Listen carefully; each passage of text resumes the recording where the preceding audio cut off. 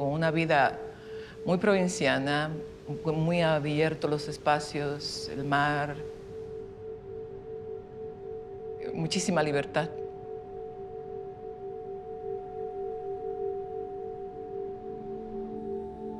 Nosotros hacíamos recorridos en familia, íbamos a un lago que se llama Ojo de Agua.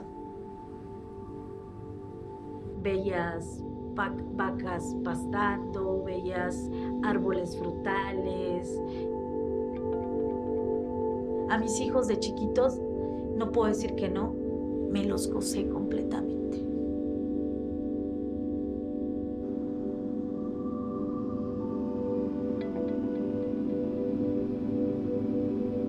Ella era muy amiguera. De los tres ha sido la más tierna.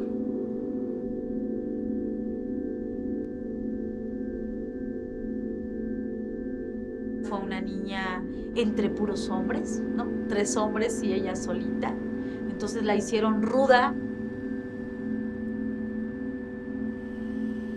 Travieso hasta decir basta. Todo el tiempo fue el más activo y el que nos ponía a reír a todos, ¿no?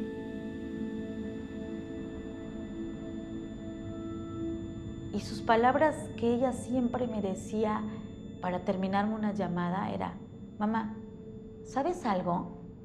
Le contestaba: ¿qué? ¿Sabes que te amo?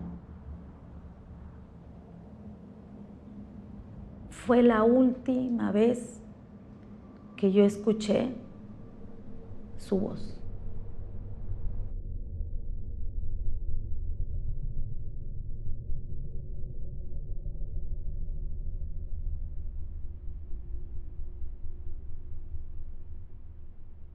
Yo recuerdo perfectamente, estaba yo allá abajo, hacia el lado de la cocina, cuando veo a mi hijo que viene descendiendo de las escaleras y traía el teléfono, y lo agarra así y voltea y me dice: mamá, algo le pasó a mi hermanita.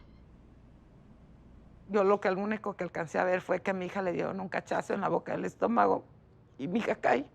Entonces yo como pude, yo me fui sobre el que tenía a mi hija y el otro pues ya me agarró y ya no supe. Los tipos entran y le dan un cachazo a Yosimar en las costillas, él se dobla, le echan las manos para atrás, lo esposan, le bajan la cabeza, lo agarran del cuello y le tapan la boca y se lo llevan. Inmediatamente esa noche que ella ya no regresa a casa, yo voy al Cerezo y les digo: es que mi hija vino de visita y no ha regresado. Entonces el guardia que está ahí me dice: es que aquí ya no hay nadie, señora. Yo busqué a mi hija ahí alrededor y no la hallé. La busqué por fuera de la casa, era una casa vieja de palos. Busqué en el monte, le hablaba: mi hijita, mi vida, ¿dónde estás? Entonces me mandaron un mensaje de WhatsApp que se suponía que era el teléfono de él. Yo decía: yo te llamo mañana, mami, tranquila, ¿no? Y ella dice: bueno, está bien, si me dice que me va a llamar mañana y es su teléfono, que me iba yo a imaginar que el teléfono ya estaba en manos de delincuentes, ¿no?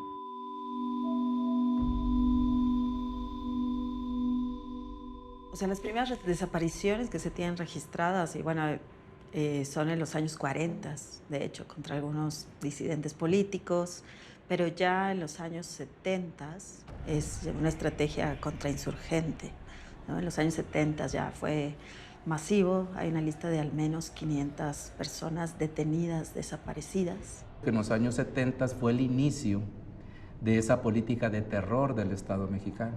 La consigna que ahora se oye, vivos los llevaron, vivos los queremos, tiene más de 40 años esa consigna. Pudimos recuperar 148 y estaban en campos militares, son cárceles clandestinas, al menos el campo militar número 1, la base naval Icacos en Guerrero y el campo militar La Joya en Torreón, Coahuila. Ante la negativa del gobierno que decía que ellos no lo tenían, nosotros con la certeza de que sí eran ellos. Y recuerdo mucho, o sea, que estaban las doñas de Eureka marchando por sus familiares con sus pancartas y las fotos en blanco y negro de estos jóvenes de los 70s, ¿no? Con este look tan característico, y empieza a marchar fue la primera persona que vi que ya a color, una foto actual, un joven de entonces, del año 2000 empiezan a marchar y empiezan a unirse ya fotografías a color. 2007 por ahí, 2006, 2007. Ahí fue donde comenzamos a escuchar los casos de desapariciones, ¿no? De que no encontraban a los muchachos. Que comenzaba a estar un poco peligroso, pero pues bueno, era el run run de San Fernando, ¿verdad? Ya por ahí comenzamos a escuchar cosas que no se escuchaban antes, ¿no? Comenzaron que se desapareció la hija de Sutanita, la hija de la vecina, la hija de la Loma Alta, la hija de la ladrillera, la hija de la Valentina.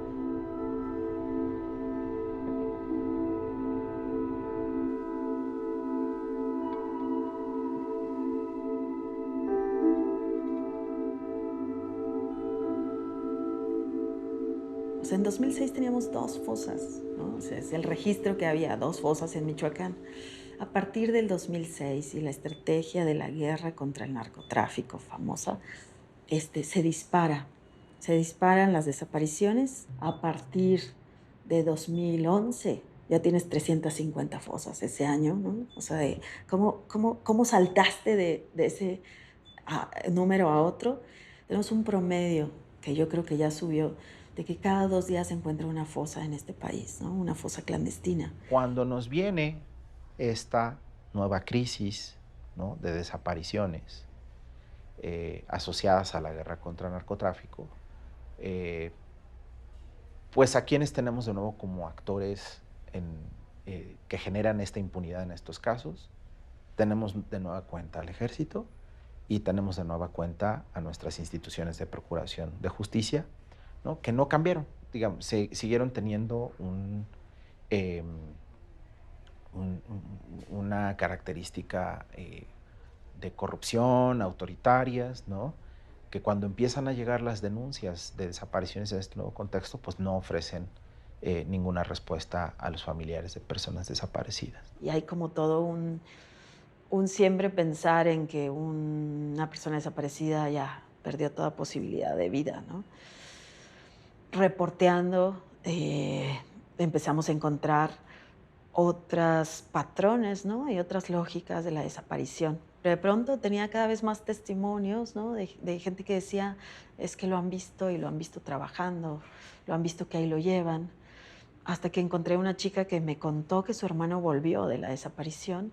La información ya nos alcanza para afirmar que la crisis de desapariciones no se debe únicamente a falta de capacidades, sino a involucramiento, ¿no?, colaboración deliberada entre autoridades y grupos de crimen organizado para cometer estas desapariciones. Es decir, es también un tema de voluntad. Y no entendemos por qué, o sea, y es de las cosas que hay que estudiar. Una, por qué de matar y exhibir los cuerpos y tirarlos en la calle empiezan a desaparecer gente, ¿no? Pero después ya no solo era ocultarlos, sino también dejarlos irreconocibles, ¿no?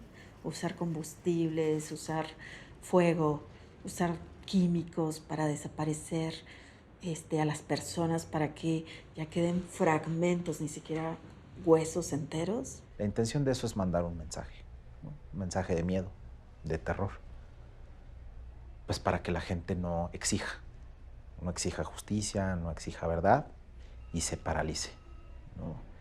Y yo creo que ese es el efecto más perverso de la desaparición y el que nos va a costar más tiempo remontar.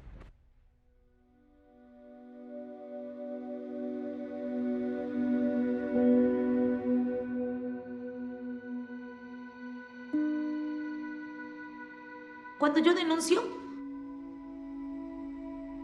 yo sentí morirme después, porque me llegó el primer mensaje saliendo de mi denuncia y me dicen, a ver, perra, te dijimos que no hicieras nada, ¿sí?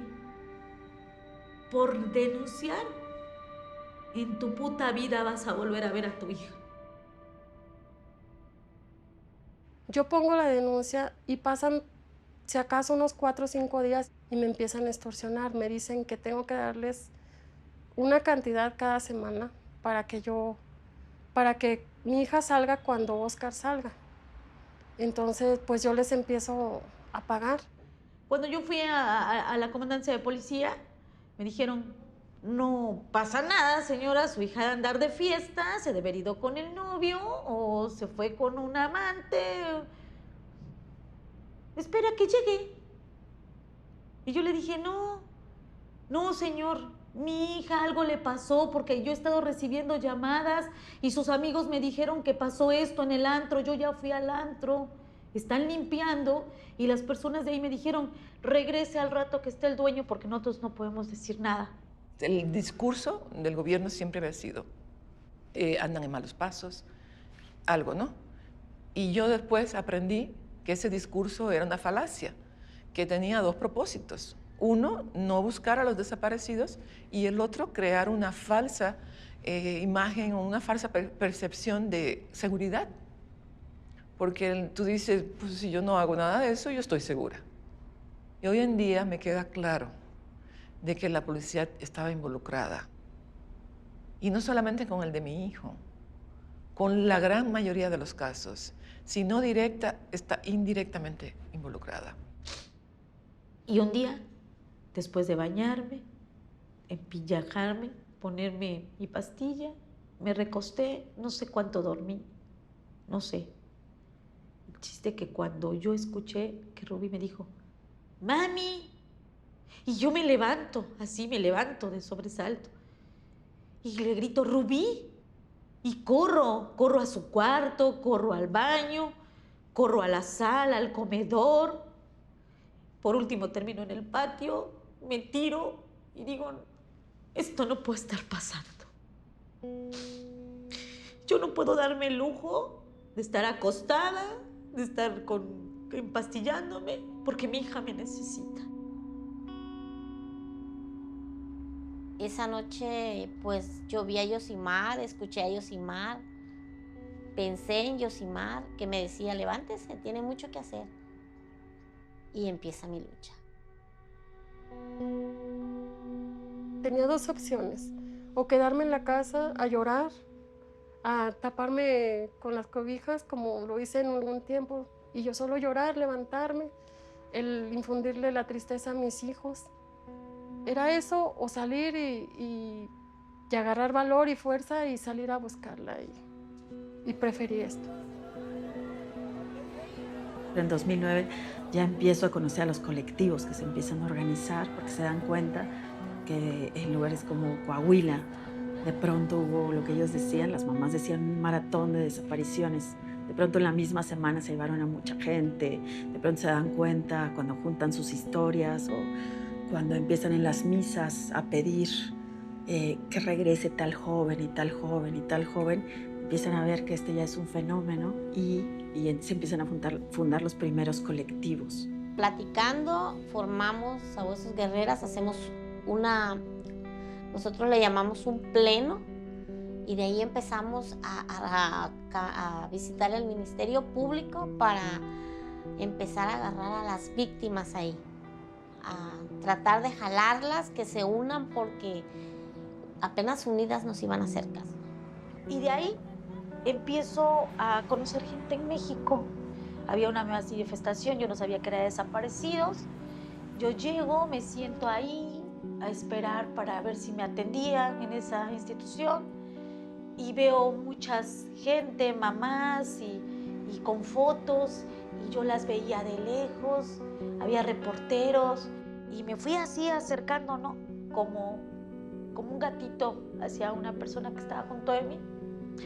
Y le pregunté qué hacían ahí. Y ella me dijo que buscaban a sus hijos desaparecidos. Y yo saco mi foto y le digo, es que ella es mi hija. Y yo también la estoy buscando. El movimiento por la paz fue un gran articulador de estas experiencias que empezaban a configurarse en algunos lugares.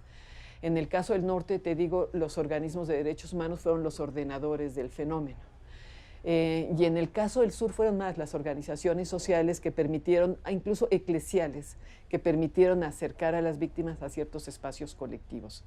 Entonces, el encuentro empieza en la búsqueda y en la investigación misma. Y hay que darse cuenta de la dimensión de esto, porque es trascender tu propio caso, ¿no? Y tener claridad que cuando vas y te plantas frente a una autoridad, ya no solamente es tu caso, sino es el de las demás. Que había una problemática nacional de desaparición de personas y que su caso no era ni su responsabilidad, ni su culpa, ni en todo caso su deber único, sino que era un país que tenía este problema, ¿no? El colectivo busca en vida, en muerte y en fosas clandestinas. La mayoría son mujeres. Yo creo que de cada 10, uno es hombre. ¿Sí? Usted habla de que son muchísimas mujeres, madres, esposas, hermanas, que tienen un ser querido desaparecido. Cómo articular en una sola plataforma esta cantidad de colectivos. En aquel momento eran 35. Hoy estamos hablando de un movimiento que se compone de 64 colectivos. Prácticamente ha duplicado su pertenencia, desgraciadamente, su membresía, ¿no? Casi siempre ligados ahí a donde las dinámicas de la violencia se hacen más presentes, ¿no? He dado muchísimas evidencias, pues entregamos, como te digo, los 5.217 fragmentos que sacamos de una noria, donde nosotros le decíamos a Fiscalía que ahí había, y ella nos decía que no, que ahí no había nada y que ahí no había nada. Decidimos meternos nosotros por nuestra propia cuenta, nos armamos con cuerdas, tomamos un curso de nudos para poder bajar y pues agarrar escalera y vamos a meternos y sacamos los 5.217 fragmentos. En el 2015, finales 16, hay una eclosión. Se van las familias a buscar. De una manera, te digo, incluso no solo temeraria, sino en un acto de desobediencia civil muy importante, porque esto mueve a las instituciones finalmente, pero lo van a hacer sin ninguna condición de seguridad. Se han perdido 12 compañeros en ese proceso, ¿no? O sea, no es inocuo, vamos, tomar una decisión así. Tienes que pensar como un delincuente, ¿dónde te lo vas a llevar? ¿Dónde lo vas a matar? ¿Dónde lo vas a torturar? Y en el camino de Culiacán a aquí a Navolato, pues ahí me he encontrado, por ejemplo, los puntitos rojos, que son cuerpos positivos donde hemos encontrado una fosa clandestina. Solo es cuestión de saber dónde buscar y cómo buscar. De todo el dolor, pues también damos un poco de paz a las familias, porque hemos recuperado 18 cuerpos del colectivo. ¿Sí? 18 se han entregado a las familias, no como querían, pero tienen paz.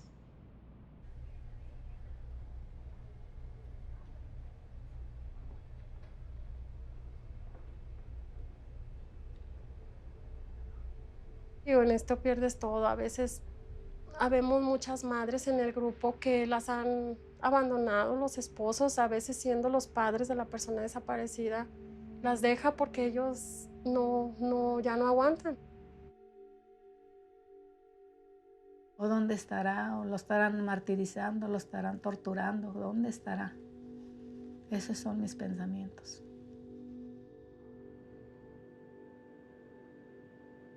El dolor es tan grande que la reacción de uno es, mejor me quito de esto, no lo soporto. El dolor tiene una característica de avasallamiento, el dolor te doblega y la muerte se te hace envidiable. Yo no pararé de buscar a mi hija y a mi hermano hasta que yo los encuentre. Tengo miedo, sí tengo miedo. Tengo miedo de morir y no encontrar a mi hija. En cuestión del otro miedo no lo conozco. En el momento a lo mejor que tú y yo estamos platicando, mi hija está siendo golpeada o mi hija está siendo abusada y no hay nadie que la ayude.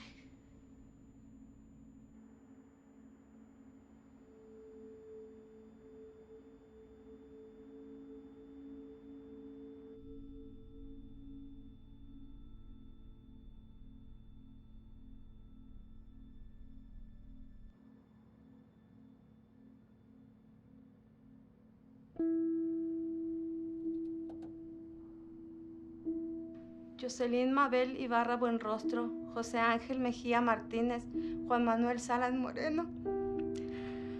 15 de noviembre del 2010, en Cadereyta, Jiménez, Nuevo León. Ramiro Osuna Ríos, 19 de junio de 2018, Tepic, Nayarit. Gabriela Martínez Reina, 10 de diciembre de 2010, Ciudad de México. Fausto García Herrera y Brian García Gagiola, 24 de enero del 2017, Culiacán, Sinaloa. Luis Ángel León Rodríguez, junto con 6 policías federales y un civil, 16 de noviembre del 2009, Zitácuaro, Michoacán. Xochitl Celeste Castañeda Hernández, 5 de febrero de 2013, Jalapa, Veracruz. Jesús Cuthberto Martínez Mesa, 1 de mayo de 1977, Culiacán, Sinaloa.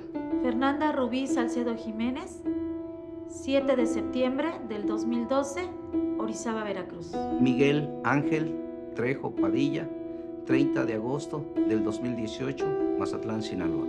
José Antonio Saavedra Ortega, 23 de enero del 2017. José Manuel Alapisco Lizárraga, 19 de agosto de 1977. Dulce Yamelí, 12 de mayo del 2012. Ricardo Gabriel Jaime Martínez. Ricardo Gabriel Jaime García. Daniel Zavala Martínez. Rafael Zavala Martínez. Rafael Zavala Contreras. Antonio de Jesús Lozoya González. Cristian Giovanni Lozoya González. Dan Jeremel Fernández Morán. Luis Enrique Adelaido Bernal Valdés. Érico Culcán González Rivera. Martín Alejandro López Castillo. Reyes Yosimar García Cruz. Cito Ángel Sanata Vidaurri. José Luis Arana Aguilar. Pedro Ventura Medina Quevedo. Martín Guadalupe Camacho Llanes. Marco Julio Gómez Mora. Alfredo Germán Reyes. José Manuel Macías Mendoza. Néstor Irán Tejeda Piña. Randy Jesús Mendoza Campos. Marco Antonio Castro Díaz. Martín Aguilar Guevara. David Joab Ibarra Buenrostro. Jesús Ignacio Aragón Retamosa. Paul Gerardo García Trigueros. José Guadalupe Álvarez Dávila. Reyes Efraín Álvarez Pacheco. Norma Elizabeth Rosalvino. Marco Ernesto Hernández Ortiz. Pedro Soto Vázquez. José Feliciano Martínez Dávila. Jacob Vicente Jiménez González. José Saúl Galde Vega. Alfredo Hernández Avaroa. Cristian Orlando Pérez Hernández. Adrián Favela Márquez. Mariluz Reyes Jiménez. Brian Eduardo Arias Garay. Jesús Eduardo Eliseo Varelas. Alfredo Tlaxcalteco Calte. Jonit Enríquez Orozco. Miguel Ángel García Muñoz. Luis Guillermo Lagunes Díaz. José Jaime Aparicio Trujillo. Álvaro Ramírez Rodríguez. Filiberto Márquez Morales. Kimberly Jalil Rosete. Samuel Guzmán Castañeda. Luis Alberto Hernández Vega. Fernando Valadez Quinijara. Daniel Cantú Iris.